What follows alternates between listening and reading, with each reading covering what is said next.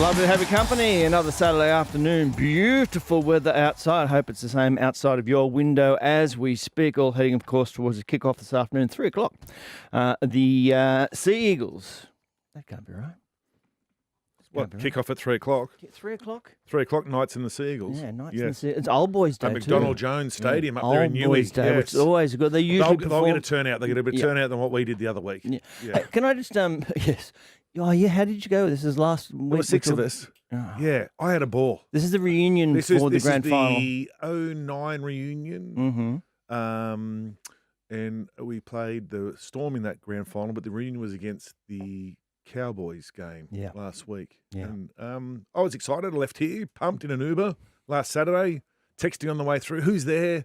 You know who I got a text message back from? Jeff Robson, sculling a schooner. Mm-hmm. I thought, you beauty, we're on here today. It's going to be a great one. And there was one of the greats, Robbo. He's one of the greats, and there was 6 of us there. But I had a good time. It was good. I got a bone to pick with you. Danny Weidler here as well. I haven't got a bone to pick with you. You can, though, if you want to. Yeah. No, I'm sure during the 3 hours we'll find something. Wade Graham as well. Wade, is this coming at me? No. What have I done? Oh, yes, here we go. Have I been rubbed down liberally with Pond's vanishing cream? Because I was in the kitchen, sitting in the kitchen and doing my work. I've been here for like 4 or 5 hours, I guess, just doing some preparation, Danny, as you know. Only 4 to 5 hours. Yeah, 4 to 5 hours I've been doing it. There's a lot gone into the quiz today, let me tell you. And Hindy walked into the kitchen, started making himself coffee. He was there for a minute or two. Eventually, I decided to say hello, and he leapt like a scalded cat. I did, yeah. Did you Because you were sitting there in the corner and you could have said hello earlier on, and I was concentrating on charisma bypass. I don't like getting scared. I'm a flighty person as is. I'm actually surprised you were making your own coffee. Normally you get the hired help, don't you, to go make your coffee? That's Sundays, yeah. Saturdays I have to get my own. That's why I was concentrating on making the coffee. That's why I got a little bit jumpy. I'll always make coffee for you, Hindy. Thank you, Danny. You're a legend of the Danny game. sent through the order yes, on the WhatsApp group. I'll make it for you coffees. too if you want. I said double espresso, please. A very different week in cricket. Last week, of course, Bangladesh did the thing that nobody expected to do in terms of beating Australia in a test match. Absolutely phenomenal. They've shifted over to beautiful Mackay for the second test, and I think it's at lunch, but Mitchell Starc managed to get the fastest fifer in the history of Test cricket. He had, I think it was 5 for 4 after the 5 overs. They're 6 down, I think, as we go to lunch. Of course, he's 5 for 11 at the moment, I think, off 6. 5 yeah. Wow. Yes. It's Where extraordinary. where was this last week? Yeah, well, I know. Well, I think, did they just let them win the first Oh, test no. just to create a bit of interest? You know what I do? Like, we played the Tomahawks in America one year, and they said, listen, guys, this is an exhibition game, right? Yeah. Let's let them have a few, if you know what I mean. This is what came from our coaching staff. Kangaroos, let them have a few. We went into the sheds at half time and they were flogging us. Got our backsides handed to us by the coaching staff. Do not disgrace the jersey, blah, blah, blah. So in the second half, we just gave it to Matty Bowen. He went out and terrorised them and we ended up winning the game. But Willie Mason did his toe. He was out for ages, He was out for ages, yeah. It was AstroTurf? It was shits and giggles for the first half. And then second half, we just turned it on. Well, Mango Bowen did. I have noticed something on the run sheet. Mm-hmm. Last week, we did some interviews, and it was with Merv Hughes and Brad Haddon. Correct. And Had's actually declared that the Aussies will win, despite the position they were in. And I've noticed this week he's been relegated. He's off the tip sheet. Unemployed. Ferguson's in. He's gone. Haddon's had too much of a good time in Darwin. Absolutely. Yes, we'll speak to Callum Ferguson and the great Merv Hughes, because I guess you wonder what sort of pitch. I mean, it was a bit green at the start of the test match last week, but what assistance there has been there for the fast bowlers. But there was certainly some good catching in the slip cordon as well. And some poor stuff. All that detail we will get to. As I said, though, I just want a shout out to the late, great Billy Smith. Mm-hmm. As a Dragons fan, we lost him during the week, 84 years of age. As a kid, watching him in the combination that he had with Graham Langlands in that big red V was absolutely wonderful. He put little chips through and Changa would run through, take them in the air and score the try. Brilliant and tough little That's player. what I keep hearing, yes. Very tough. Never obviously watched him play, Billy, but I was in enough functions through New South Wales and the Australian squad to bump into him every now and then. Great bloke. great chat, hilarious, Yep. and a great man to have a beer with. Tony, what sort of player or was 100 he? beers. What sort of, like, can you describe what sort of player he was? Like, I never got the chance to see him play. Was he like a John sort of style player first? Like, can you equate him to anything? Yes, Sterlo, Right. but he was A conductor. He was a great defender, which is Joey. Obviously, was a great defender Which as is well. weird for a half, isn't it? Yeah, absolutely. But he, according to all those who played with him, he was a great reader of the play as well. But and counted numbers before they were counting numbers in defence, all of that sort of stuff. Yeah, a terrific player, and as I said, fun person to be around. But gone at 84. All right, what have we made so far of the games and where it leads it in terms of top 8 and top 4? All those ramifications, again, will be affected with what goes on this afternoon and this evening. Well, last night's footy was pretty entertaining. The game down in Canberra, there was big celebrations down there. Big Josh Papali'i's last game at Canberra. What a warrior he's been for that club. Well over 300 games, and he's probably one of the most highly respected players that club has seen. He's been a stalwart in the middle of the field for so long now, and he's certainly going to be missed. Unfortunately, they couldn't get the job done last night, but probably an indication where both teams are at and why they're missing Nate. Like, they found points in exciting ways, but a few of the tries came a little bit too easy. Sasungi, a couple of those tries on the right-hand side where he just cut inside Mariner and offloaded to KO Weeks. He's some player, but again, you see those top-line teams, people are turning up to save those tries. And the Dolphins, a bit of a slow start against Parramatta, which is a little bit of concern, but Parramatta, a few errors coming out of yardage, Dolphins click into gear, and when they get going, boy, oh boy, they're fun to watch. Like twice last night, they went coast to coast after a couple of offloads, and they're as good as anyone in terms of not just their set plays in attack. We know how good they are at that. Katoa going square, creating space for the outside men. But when there's an offload and it's ad-lib footy, everyone knows their assignment. Just pass the ball to space and let their athletes go to work. And they're a phenomenal team to watch when they get going. On Big Papa, like my memories of him are, you were too young to be playing when he took Gallon. No, I was in that game. It was the semi-final I've seen down that there. vision. I've seen the vision of that. Yeah, they've used that in the Fox promos. Yeah. What about that? Like the way he just announced himself and took on the big dog of the Sharks. Or, it was just, I thought that was incredible. I remember that game, and it was, and I'm not sure, it might have been a semi-final actually down there, and Papa only just came onto the scene. He came off the bench and Gals was playing on the edge or in the middle, and he was at the peak of his powers. And Papa got him a couple of times after he'd passed the ball, and you could back then. And Gals got a bit fired up, but certainly Papa didn't take a backward step, and that really just was the start of his career, and it set the tone for the way he played throughout his entire career, and what a tremendous player. And the other moment was the when he chased Jamal Fogarty now. The ankle tap. Do you reckon Jamal still gets rubbish about that from people? 100% he would. The front rower chased him down. So that was anytime incredible. you get chased down by a front rower, that's just effort. That's effort. And to be a big guy in the middle, to play as many games as he has, like that's a huge credit to his dedication, the way he's looked after himself. 340 plus games in the middle. It's like you only usually you might see a few hookers or something like that, but not a front rower. So congratulations to him. He's had a great career. Even last night, I thought he still had a great game last night in a losing side. He went out there. Would have loved to have seen him. Yeah, get I would across love the to see try him get line. across it. And it's happened before. I think it was whatever the number game he played. I think it was his 300th, or he 300. became the most capped Raider. I think he scored a try and kicked, or scored 2 tries and kicked a goal. Yeah, so that's right. He's been great down there. Final series in 2012, that Gallon incident there, that was when that was all about. Would you feel a bit guilty when you're playing somebody and you're in their milestone game, like the Broncos players last night? There was any point they go, oh, well, we don't need to win, I guess. No, no, never, Tone. Imagine how filthy Ricky is with the team. Like they were set up for them, wasn't it? And he doesn't like Michael Maguire either. But I think he'd be more felt. Yeah, the result at the end of the game, but the position the Raiders were in, and then to lose all it, of it. I think that's what would have hurt the most. Like you were in a, it was such a weird. I thought it was a weird game to watch. Both sides looked like they were in slow motion. There was nothing really exciting about the way either side really set anything up. They were just going. Both sides were going through the motion and just waiting for the other side just to clock off. And a little bit disappointed, I suppose, how the Raiders they're usually a lot more flashy. When they're flashy, they're winning games, and they just seemed a bit. Their attack wasn't on last night. The Raiders. I'm a bit worried about the standard of football, guys, without wanting the media cop to suddenly pounce on us. But Okay. I mean, have you been like we're getting close to the semis? We're seeing some weird stuff going on with bunkers. What are those disruptors? Rulings, you mean?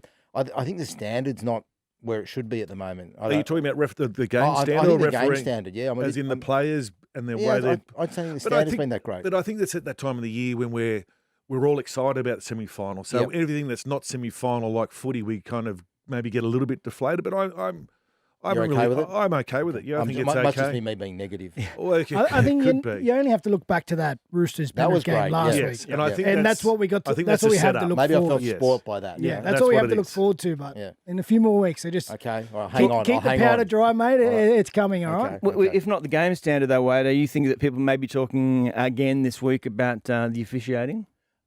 I think when it started on Thursday, I thought he did an all right job, the referee, in terms of the sin bins.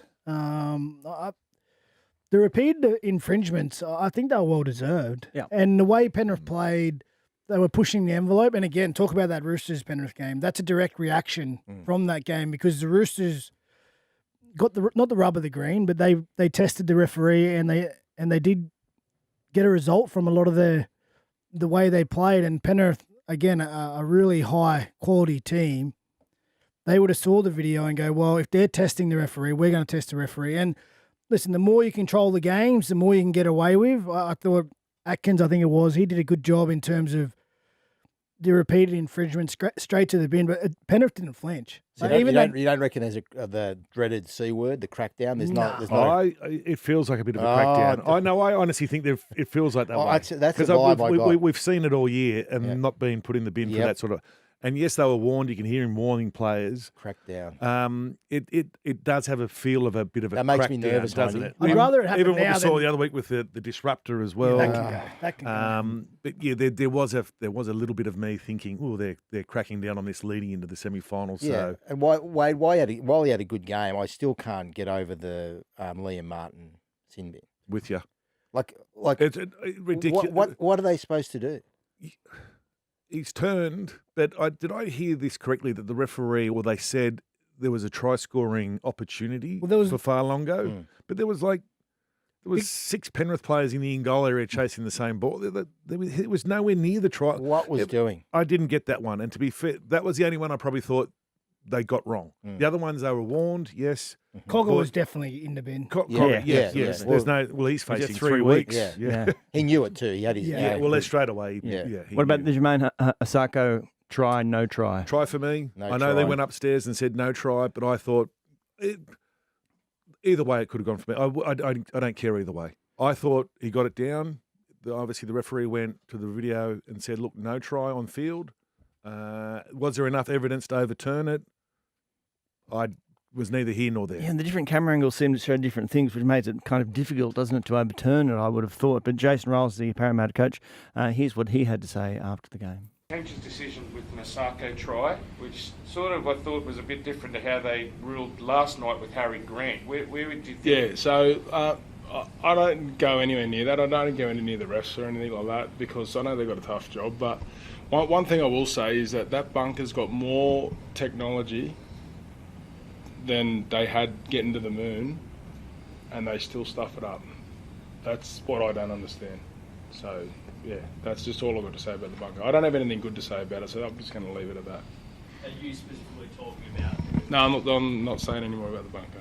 Yeah, but just get it right.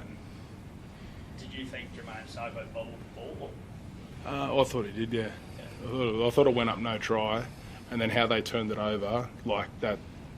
I don't know. You're watching it, like you're thinking the same thing. So, but did it have an influence on the game? No, it didn't. But I thought that's gonna decide a grand final. Like, let's be honest. So, did you hear the communication too during that? Yeah, we can hear everything. It was yeah. kind of confusing too, wasn't it, the way they were? Very. Do you feel, Jason, that these decisions come about because you're lower down the table? than the side that the try goes towards? You're trying to bait me, aren't you? No. No. It's got nothing to do with that. No. Let me say about the bunker. You're going to bring that Masako one up with the NRL during the week? It's not worth it. No waste of time. I don't go anywhere near the referee or the bunker. Yeah. They stuffed it up. That was some good fishing, but from that journalist. He was doing his best to get a reaction out of Jay. I tend to agree with him. I don't understand how it goes up no try and they find enough to overturn it. Like if it went up a try, I think for sure try. But because it went up no try, I was expecting no try. But yeah, it's a bit of a lucky dip. Did we land on the moon? I think, Here we go. You're not serious, are you? There's a keen listener. I think Luke Keary's listening, and I know I don't think he thinks we landed on the moon. Oh, we didn't land on the moon. There's no way we landed on the moon. Why haven't we been back? We have been back. Have we? Yes, we have been back. 12 people have walked on the moon. What do you think? Not just the first Apollo, what was Apollo 11. We've been back several times. We're planning to go back again. We've been back. Man has walked on the moon. I saw a thing. There It was still black and white TV when we landed on the moon. There was still like... You wind down the window manually, no automatic. I showed you that video. Was it you that showed me? He doesn't even remember. Phones, but we can land on the moon, but we're still doing the dial-up phones. I'll show you the We're video. flying planes. We've been through wars. What are you The Wright talking brothers. about? It wasn't right. There was a lot more than the Wright brothers going on in the through the Second World War and beyond. A video source sport here with Tone. Wow, you like it? Shadows, the shadows weren't right. The flag was that was the way it was folded. Honestly, What about is the Earth flat, Hindy, or not? No, I'm not a flat earther. I'm not a flat earther. It's got to be round, surely. Sure.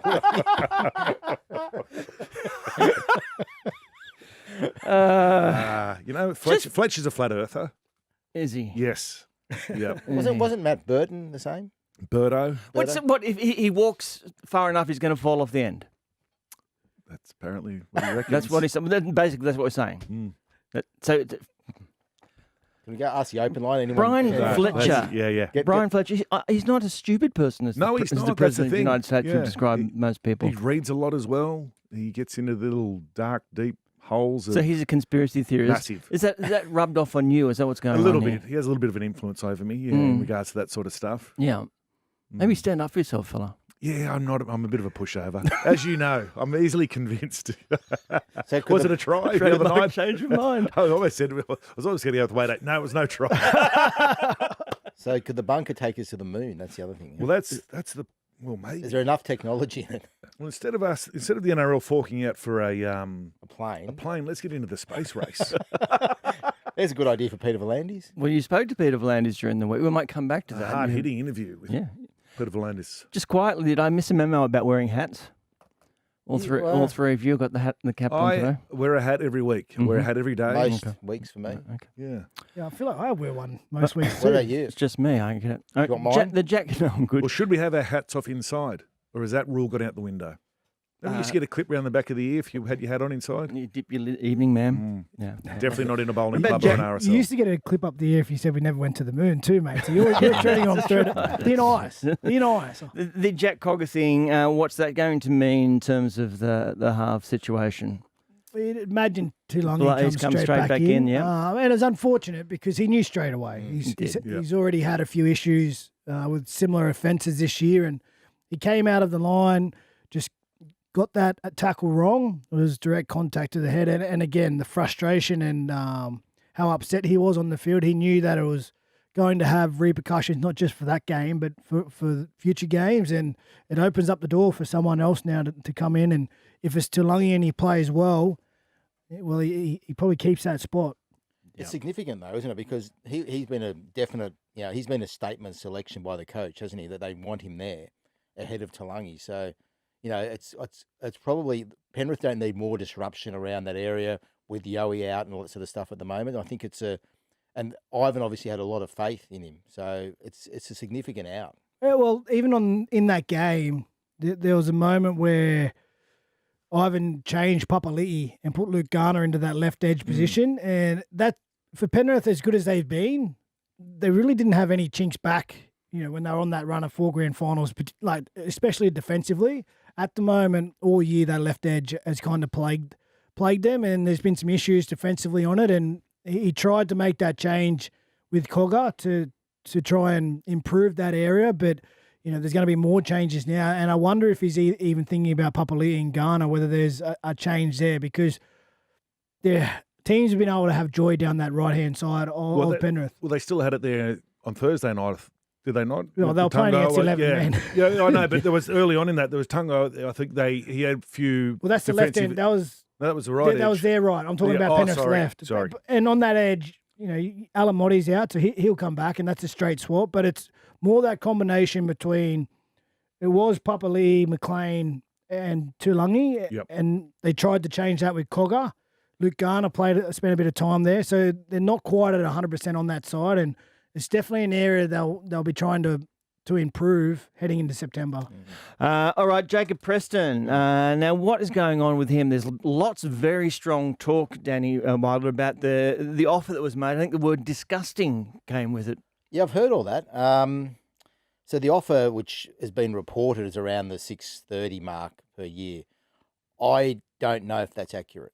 I don't know if that's the exact figure that's been offered. I think if it was around the 600s, it would be low. I think Jacob Preston's probably around a 700, 750 sort of player. But then you hear Hudson Young getting offered 1 million to 1.1 without ratchets, so the ratchets are included in all that. So that comparatively, you go, well, maybe it's low, right? Especially if it's around 600. So it's going to be interesting to see how it pans out. All I know is that Jacob Preston wants to remain a Bulldog. That's the number one thing I know, and I think it's just a matter of. Has he said that publicly though? Yeah, and privately. I know that. If he's negotiating, you don't say you want to stay. It's not your starting point. Well, I've heard. Look, we've heard players in the past say they want to stay with the club and they don't end up staying. Yeah. So I do know there's a real priority for him to stay, and his instruction to his manager, despite everything you may be hearing or reading, is to stay at the Bulldogs. He loves the club. He likes his teammates. Loves Serraldo, gets on well with Gus Gould. So there's no reason for him to want to leave other than if the deal is way out of proportion. I personally think if he got a deal around the 750 mark, that's not a bad deal for both the club and for Jacob Preston. And when you consider that, I think the likes of Viliami Kikau is probably on about 800-ish, you know what I mean? So, and I know the going rate for Hudson Young, is he a better player right now than Jacob Preston? Well, his resume probably says it is, right? Different style of player too, different style of back row. Like Hudson, I get the fact that he's been offered 1.1 because he's everywhere. He creates opportunities for a lot of his teammates around him. Yeah. He's an 80-minute back rower who best origin forward. He was, but it's his ability to pop up wherever he on the field and create opportunities. He can kick for tries. He's a jack of all trades. Yeah, and he's probably the best back row going around. I think going around where he can hit a hole or pre-line, tip on, all that sort of stuff. He's a point of attack. He's a separate point of attack. He doesn't need an extra half. He doesn't need his halves to create for him. Yes, he can do the role of a back row where he runs his line. He holds up 3-man. He defends well. But he also offers a little bit more. Like if he's on the short side and it's 3-on-2, he's calling the ball. I don't know if Preston's there at the moment. Not yet. He's only young, and he's going to develop into. He'll be an Origin player. He was on the Australian tour, so I've got no doubt that his best days are ahead. And I guess you've got to pay for that to some degree as well, and he's potentially. I mean, Stephen Crichton's captain there as long as he wants to be. However, he's got that leadership appeal to him as well. So. You can understand why he probably wants a bit more. I don't know how the negotiation will pan out, but I do know that Preston wants to stay there, and that's a clear instruction to his management that he wants to stay there. But the interesting thing is right now, boys, there's a lot of back rowers who are going to be available come November 1. So we've got Jacob Preston, Hudson Young, Liam Martin, Tallis Duncan, and now I always get the name Finni Fuiaki. They're all back rowers who could be potentially available November 1. And there are others as well. So the market's pretty back rower heavy. So that probably works against you to some degree if you're coming off contract. However, they are quality players. So how would you rank those guys? I mean, if you've got those 5 guys, and you've got a checkbook right now, and you want a player for the next, just say 3 years. So Hudson, what were the numbers? Hudson Young, Jacob Preston, Liam Martin, Tallis Duncan, and your man Finny Fuaki. Finny Fuaki. You want to take this one, Mado? Well, I write these names down so I don't forget who they are. I'd go Preparation. Personally, I'd go Hudson Young and Martin at the top of the tree, obviously, with their experience. Even with age of Liam Martin. Even with the age of Liam Martin. Would you sign him for 3 years, Wade? Well, this is where I come to a sticking point on Preston. Like, why does he want 3 years? I don't know how many years he wants. I think just secure. Like, yeah, but I think he's confident in himself, just sign a 2-year deal for something that you think is where you're at right now, and then back yourself to play. What was the longest you signed for?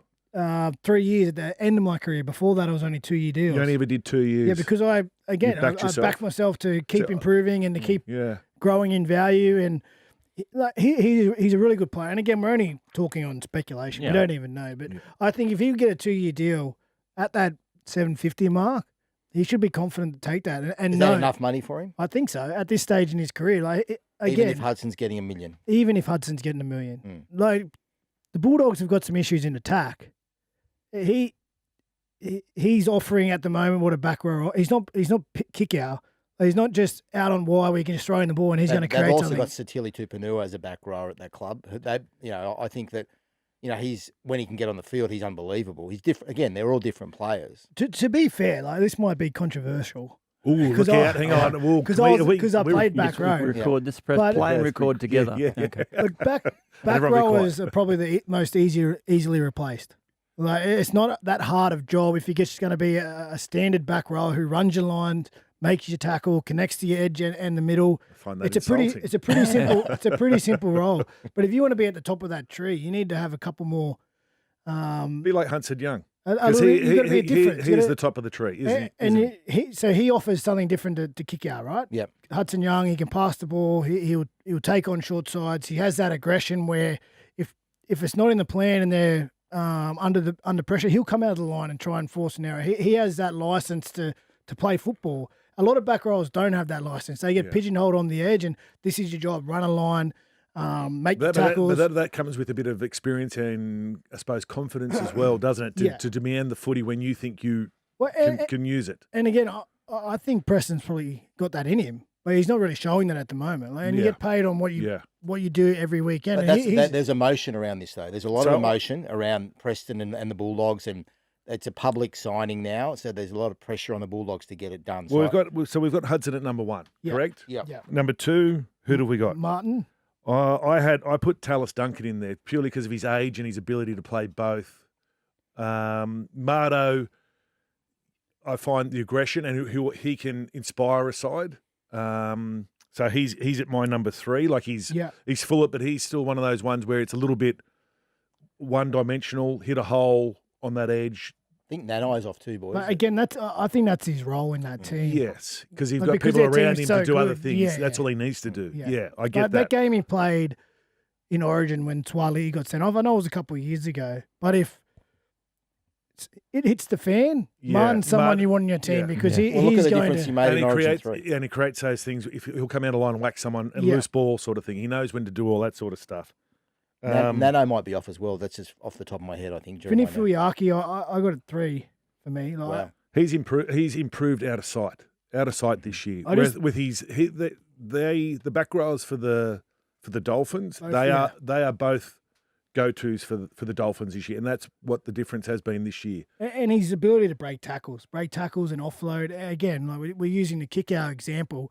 You could throw Vinny Fuiaki just early ball, and he could create, if not for himself, but momentum for his team. He can play off the back of him. You playing down the role of the back rower. Because we've got some amazingly dynamic back rowers running around at the moment. But you've got different back rowers. You've got ball-playing back rowers. You've got hole running back rowers. You've got back rowers that love it at the line. You've got back rowers that like it early. Kick out at the moment.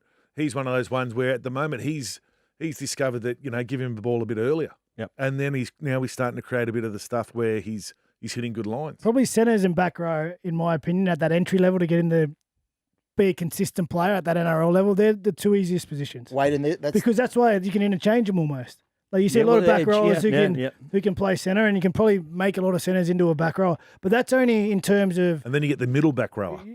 week to week being able to play and do your job. It's a simple job for the team. But again, if you want to go to that elite stuff where you're valued in the team more than just a back row, you've got to offer something a little bit different, whether it's breaking tackles, a pass, a Pre-line, kick. yeah. That's why the offer, I think. Under the high ball. You know, you've got to now you've got to come down with the ball. We've got you're to get kicking option. to a break and consult our pie charts about the back rowers. I love it. This is the Saturday Scrum. We, of course, do it for our friends at Thirsty Camel. Tedesco is out of tomorrow's game against the Tigers. That's 3 games in a row now he's missed. Is there any scoop on this, Denny? Yeah, Because when he was first out, I messaged Teddy to say, hey, listen, you're going to be back next week. And normally he's pretty good with, yeah, I'm okay, or I got nothing back, crickets. And, you know, the fact that now he's out again, and I think Trent Robinson might have said that it's not just an ankle. So I don't know. Like, let's hope he's okay. There was I looked on social media and there was a grainy picture. Now, I haven't confirmed this. In the background was someone on crutches who looked a lot like James Tedesco. So let's hope that's not the case, that he's okay. But I guess it's one we have to just keep an eye on. And for Trent Robinson to rule him out now, you know, they need him back. They need him back. Well, Ramsey's been doing a great job. Yeah, fantastic. It helps when you have someone like Ramsey who comes into the team, does a fantastic job, and there's no pressure really to rush Teddy back. It is a little bit of concern.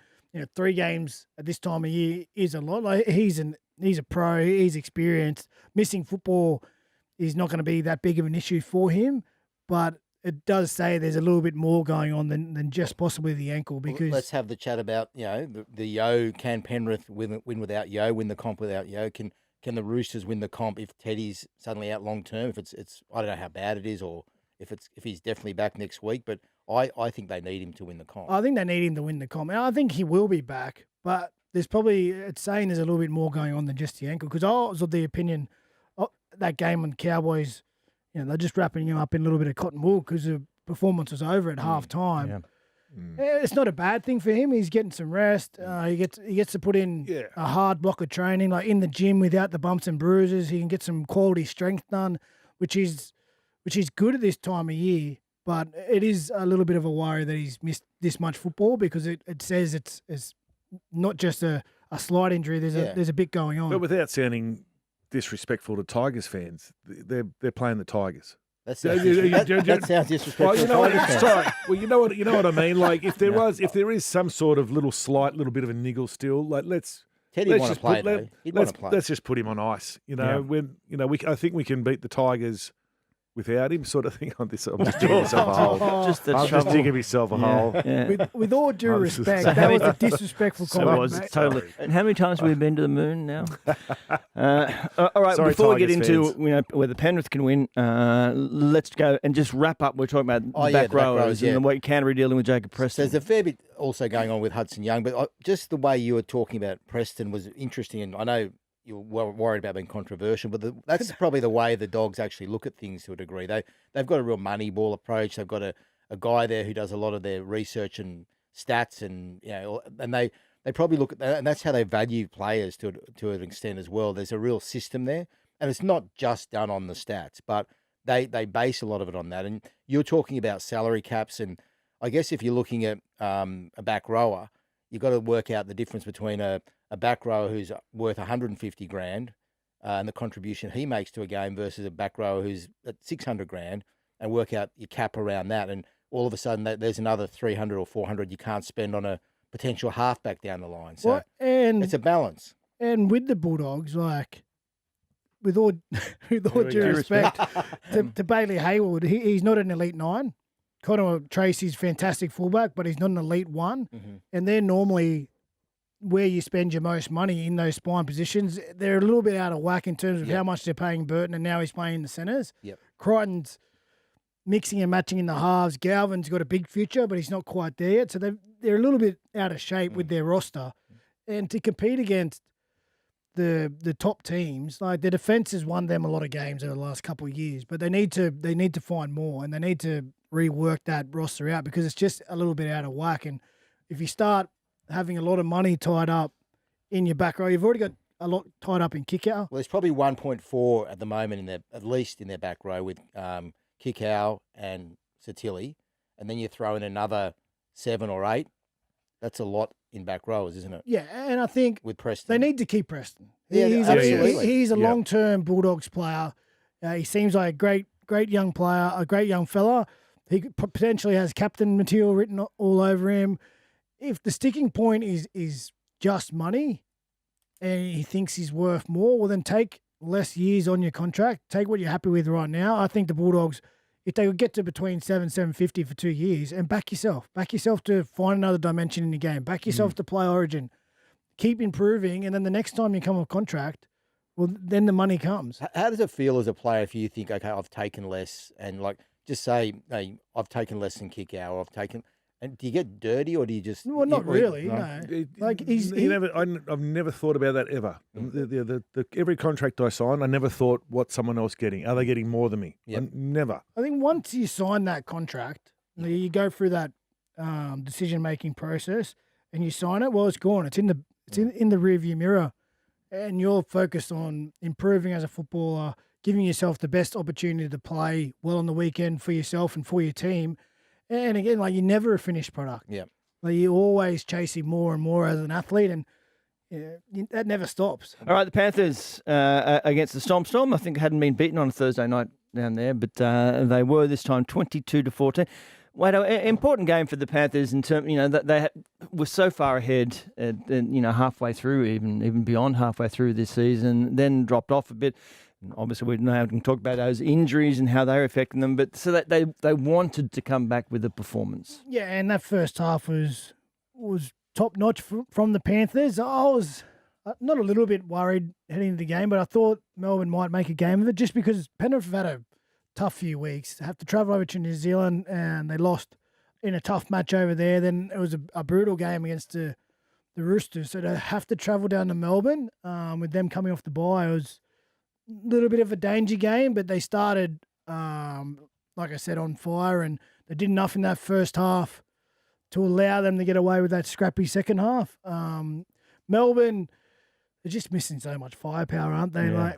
Like, we know about Katoa, and at the start of the year, Big Tui announced his retirement during the week, which was a sad and emotional week for the Melbourne Storm. Actually, if our listeners haven't watched it, do yourself a favour and go to the Melbourne side. There's a clip of him announcing his retirement to the players. It's quite touching, and what a career he had. Unfortunately, cut short with that medical issue he had earlier in the year. But I just think Coates out of the backfield, big loss, and Warbrick. They're so dynamic out of the backfield. They get their set started, but not just that. They're great attacking options for them, whether it's a kick or a shift out wide, and they just missed that X factor. And Penrith, they did it easy in the end. Like, even Melbourne, when they scored their tries against the 11 men, Penrith made them work for it. So a few chinks for Penrith still to fix. We spoke about their defence earlier, particularly their left-hand side, and Tungo had a bit of an off night on that right-hand side, but Alamotti's there waiting in the wings, and he'll come back when he's fit. So I think they're shaping up all right. Good to see Brian score his 100th try. It'd take him a few weeks to get that try. A And, hat trick in the first half. yes. It's a good way to bring it up. Yeah, Milky Jenkins is still trying to get his record. But look, great start from Panthers, considering, as Wado said, what they've gone through the last few weeks. I thought at 22-0 down at halftime they would have gone on with it, but credit to Melbourne. I thought Melbourne may have laid down when they got to that point at 22-0, but credit to Wayne, to Craig Bellamy and the side that they just kept going and didn't give Penrith much of a chance or not an opportunity in that second half, and to not score a point in the second half from a Panthers team. I think they'll be not concerned, but they'll be trying to work things out at the moment, heading into that, obviously, the pointy end of the season, just really trying to nut out, well, we've been good in halves, we haven't been good in this half, we've been good there. So once they get fine-tune some things, no Isaiah Yeo, I think Lindsay Smith's fitted in there and has been doing an outstanding job. They'll get it right. They'll get it right. Is it a concern though at all? I mean, are you like compared to at the start of the year we were saying Penrith are going to win with a leg in the air. They were flying. I feel like they've come back to the field a little bit, and so I think they can afford to though, Danny, just because where they are. They've obviously been in these massive games before. We all know that. We know their history at the moment over the last several years. I think they know what they're doing. They know where they are. The fact that they don't have Isaiah Yeo, I think that's still that's the same discussion around Teddy. If Teddy wasn't there come grand final time, I think Yeo adds so much to that side. Even though I said Lindsay Smith is doing an outstanding job in his replacement, if they do go to the grand final, which I think they will, having Yeo there would be so much of a safety blanket for a lot of those team members. So you're tipping Panthers. I'm at the moment I'm on Panthers chooks. Warriors. That's what I'm thinking at the moment. There's still we've still got 2 games. Or some teams have got 3 games of footy to play still. But anything can happen during the semi-finals. We all know that. But the 2 standout sides, well, even the chooks haven't been a real standout side this season. I don't think until the last probably month and a bit of footy. But they're sitting on top of the ladder. So that's the scary thing if you're coming up against the chooks. They haven't played consistently well all year, sitting top 2 in the ladder at the moment. I think the only concern for Penrith is that left-hand edge and what they decide to do with that. Again, attack was we're saying, or defense? No, defensively. Yeah. I think they've got enough attack and enough points in them. But defensively, when they won all those competitions, there was almost no weakness across their defensive line. But they've shown in different games this year that left-hand edge has given up some tries, and Ivan's tried to make some changes and stiffen it up. They bring Cogger in. Now he's suspended, so they're going to go back to Tuilagi. I seen a report last night that young Cole isn't playing New South Wales Cup, so is there a chance for him to feature next week? He's been a preference too, hasn't he? They've had faith in him as well. And they put Garner into that left-hand edge position. They took Papali'i off for a little bit. So they're trying to iron out that crease. It's not quite where they want it to be, but they still have time on their side. And again, once they get to September, they have that experience. They'll be in the top 4. They've only got to win that first week of semis, and they get a week off, and then they're 80 minutes away from a prelim. From a grand final. Is anyone going to really back against Penrith if they win that first semi and they've got a week off to prepare for a prelim? They've just got so much experience and so many big game players. So they're still in a great position. And it's a big week coming up off the field as well. Tuesday, there's a meeting between Alan Gainey, who manages Liam Martin, and the club. And Alan Gainey is saying that he wants Penrith to put their very best offer forward. They don't want they don't want a negotiation. They just want to know exactly what Penrith can pay Liam Martin. And if that's not what Liam wants, they'll then consider maybe trying to open that Papua New Guinea window or going to November 1. So it's an interesting week coming up in that regard off the field for the Panthers as well. Does that happen often when somebody asks that at the club then does exactly that, gives them what the offer is?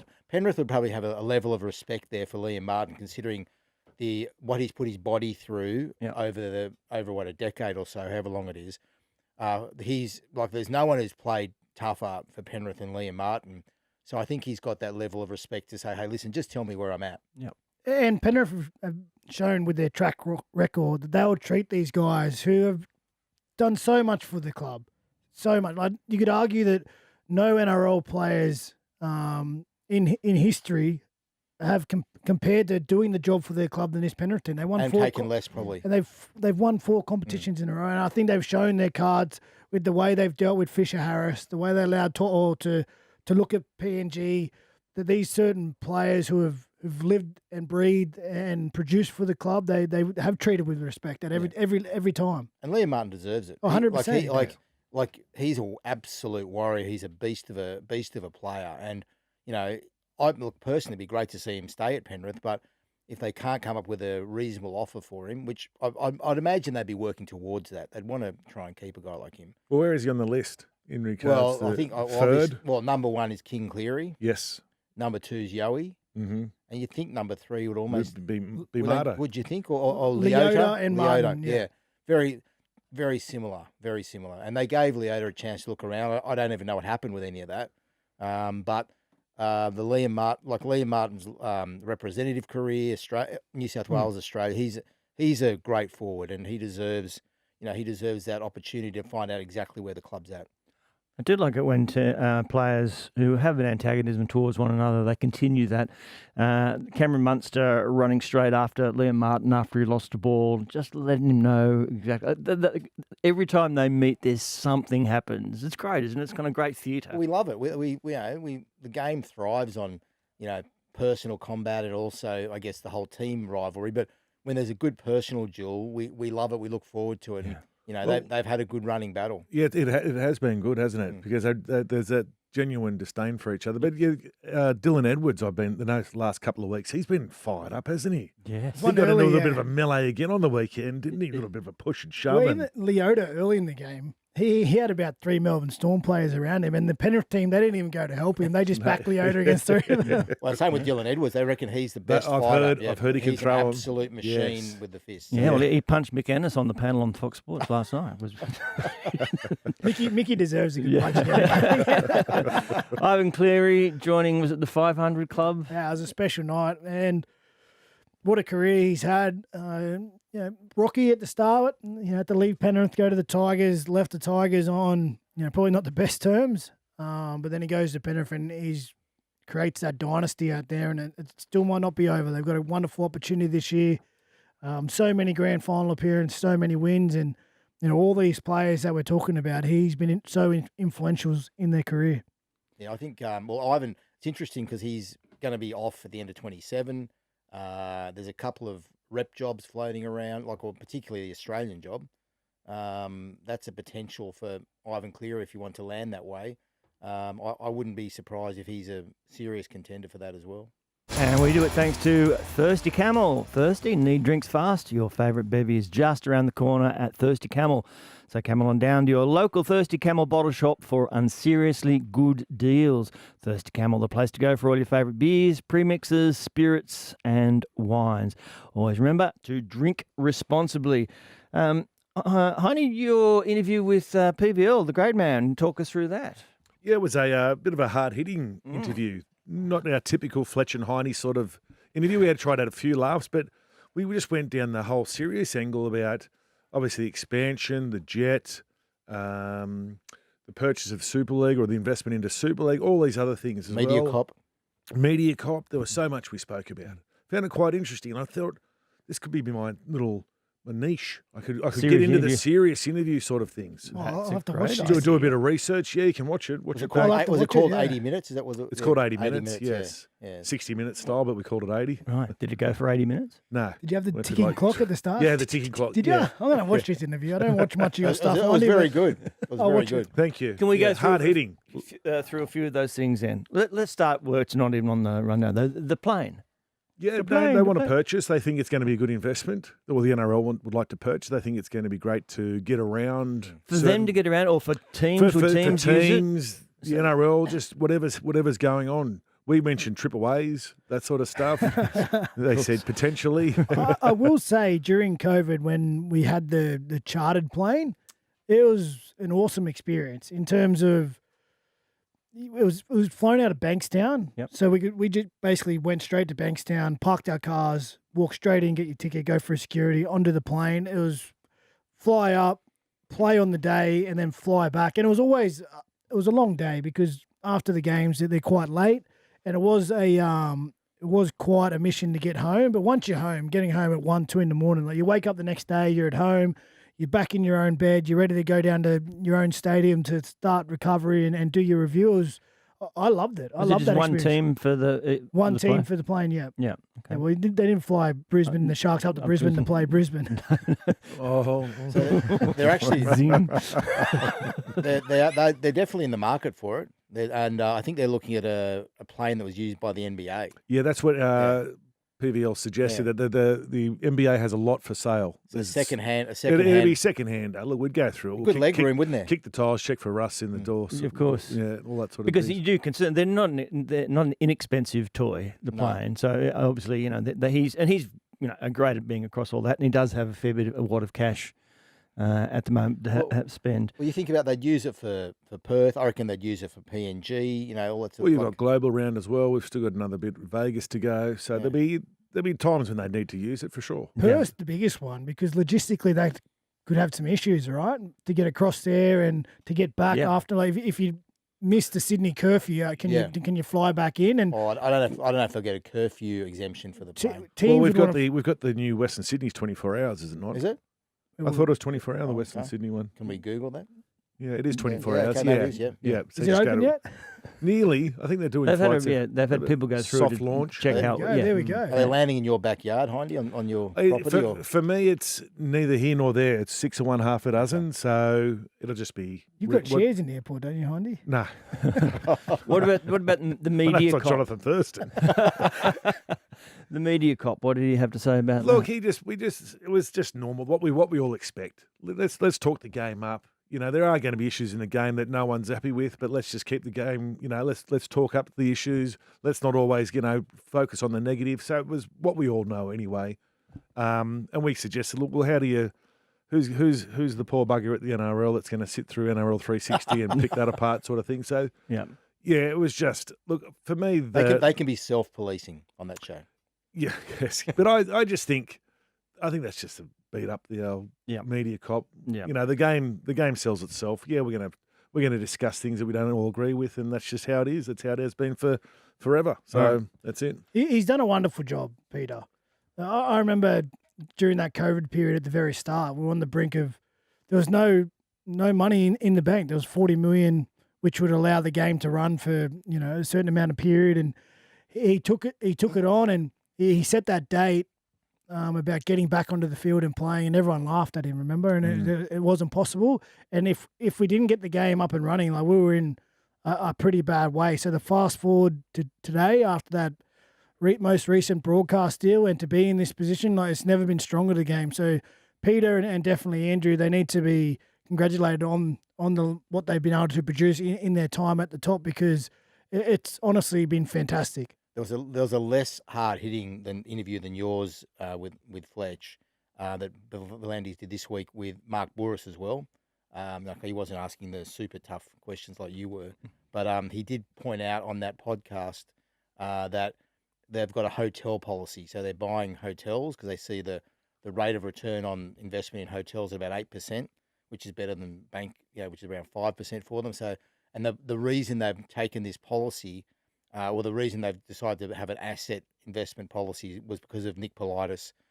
During the time when, like you mentioned, there were no assets. Well, Politis said, we've got to get assets. And Politis has got a brilliant mind when it comes to property investment. So they've said hotels are our future, which is, I've never thought of that. I wouldn't have a clue about investment, but it's an interesting way they're going to make the game safe against any other future financial issue that could come that way, whether the money drops out of media, down the track. I know they've got a long-term deal now, but you just don't know whether future media companies in the current environment either. We can't all put your eggs in one basket, can you? Let's diversify, put a little bit here, a little bit there.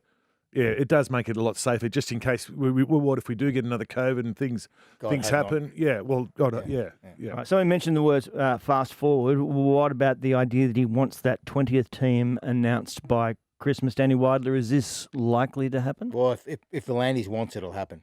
Simple. There was a commission meeting this week. The other interesting thing at the moment is he's executive chairman at the moment. Yep. He's a month into that. I think he gave himself a 2-month window to decide what he's actually going to want to do and whether he wants to stay as executive chairman. And hopefully, I think 2 or 4 months, I can't remember, but it's getting to the point now where I reckon the next few weeks he's going to have to decide if he wants to stay on and whether he's got the numbers and all that sort of thing. But I get the feeling that if the Landis wants to be there, he'll be there. That's the next decision. But expansion, if he wants it, it's going to happen. Simple Are we thinking second team in New Zealand? There's that. I also heard Logan City's got some sort of interest, but it's going to be someone has to come up with 100 million. That's what you have to come up with to show that you can be a viable option for the NRL. They're not giving this thing away, so that's it. That's where I guess the franchises or prospective franchises are at. Question without notice to all we love that. Ooh. Your controversial question? Yeah, no, this isn't controversial. Did we land on the So, moon? because I love the idea of a second New Zealand team. I think we're kicking goals over there. The excitement around the Wars and how they're going, fantastic. But if we get a second New Zealand team, do the New Zealand Warriors have to change their name back to the Auckland Warriors? And the second team gets to rename Good them? question, mate, because they would no longer be the New Zealand Warriors because there'd be multiple teams there. Is that what you're saying? That's what I'm saying. That's And what they used you're to be saying? called the Auckland They Warriors. were the Auckland Warriors, yes. I think they would have to go back to being the Auckland Warriors, being based out of Auckland, if there's another New Zealand side. That's true, but fundamentally it's not untrue for each of them to call themselves the New Zealand Warriors and the New Zealand whatever the team out of, say, Christchurch is. Off the back of two New Zealand teams, could we see a state of origin rivalry happening? North versus South Oh, Island. I like that. That's the idea of it, isn't it? They want to create that sort of rivalry if they're going to go down that track. Get me on the board at NRL. Come on, I boys. told Let's you that go. before, Wado. You should be there. You should be there already. Get amongst it. You've been a board member though, haven't you? For the RLPA, yeah. So you're a thinker, Wade. Clearly. My schedule's pretty busy at the moment, guys. between golf, cigars. I shot even the other day, Hindy, at the Barton Ridge. It's gone straight over my head. So That has. I'm on track to where I want to be. Maybe if I can get that happening more regularly, I'll consider opening up my schedule to other opportunities. Well, all those who travelled to, was at Christchurch for that game there, and that amazing stadium certainly jumped on board Christchurch as the potential next club to come in. It would seem... Appears logical. It But, does. I mean, it's got to stack up financially for, that's what, in this current era, finance is king at the NRL, and, they're a money-making machine, and everything is obviously geared towards entertainment and finance. So, I think that's why we saw a change in the 6 again policy to make the game more entertaining, better to sell eventually. And Andrew Abdo and Peter V'landys set that foundation years ago, and that they were building on that, and look at the deal they got financially out of the TV deal. Yep.